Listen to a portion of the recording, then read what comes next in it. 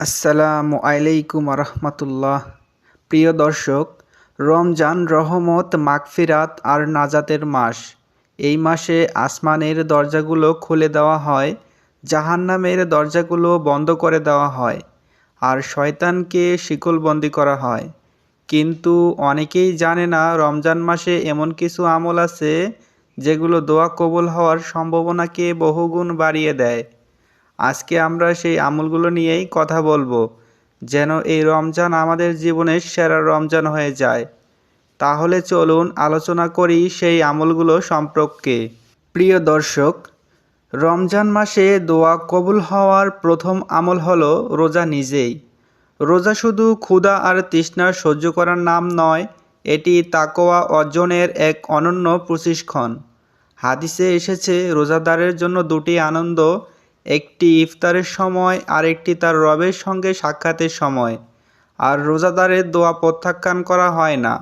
বিশেষ করে ইফতারের মুহূর্তে যখন আপনি সারাদিনের কষ্টের পর হাত তুলে বলেন, ইয়া আল্লাহ, সেই সময়টি দোয়া কবুলের সোনালী মুহূর্ত। তাই ইফতারের কয়েক মিনিট আগে মোবাইল দূরে রেখে মন ভরে আল্লাহর কাছে দুহাত তুলে চান। বান্দার এই সময়কার চাওয়া আল্লাহ পাক কখনো ফিরিয়ে দেন না। রমজানের দোয়া কবুল হওয়ার দ্বিতীয় আমলটি হলো সালাত ও কিয়ামুল লাইল।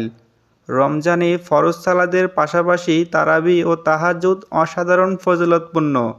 গভীর রাতে যখন চারপাশ নিস্তব্ধ, তখন বান্দা যদি দুহাত তুলে কান্না ভেজা কণ্ঠে দোয়া করে, সেই দোয়া আল্লাহর আরশ পর্যন্ত পৌঁছে যায়। বিশেষ করে শেষ তৃতীয়াংশ রাত, এই সময় আল্লাহ তাআলা বান্দাকে ডাক দেন, বলেন, কে আছে যে আমার কাছে চাইবে, আমি তাকে দান করব। তাই সেহরির আগে অন্তত কয়েক মিনিট হলেও তাহাজ্জুদ পড়ে আল্লাহর কাছে দুহাত তুলে দোয়া করুন। এই সময় দোয়া করলে আল্লাহ তার বান্দার দোয়াকে ফিরিয়ে দিতে চান না।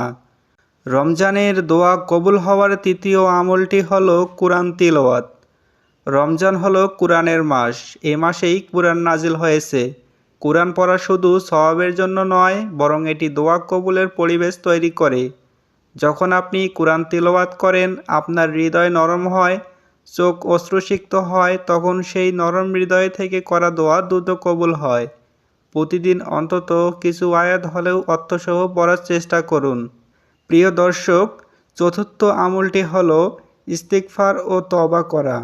অনেক সময় দোয়া কবুল না হওয়ার বড় কারণ হলো আমাদের গুনাহ। তাই রমজানে বেশি বেশি করে বলুন, আস্তাগফিরুল্লাহ। গুনাহ থেকে ফিরে এসে যদি আপনি আন্তরিকভাবে তওবা করেন, আল্লাহ তাআলা অত্যন্ত খুশি হন।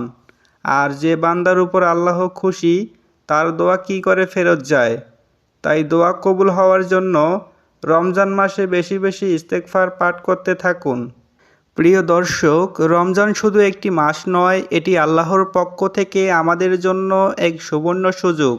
আল্লাহ আমাদের সবাইকে রমজানের বরকত অর্জন করার তৌফিক দান করুন এবং আমাদের সকল দোয়া কবুল করুন।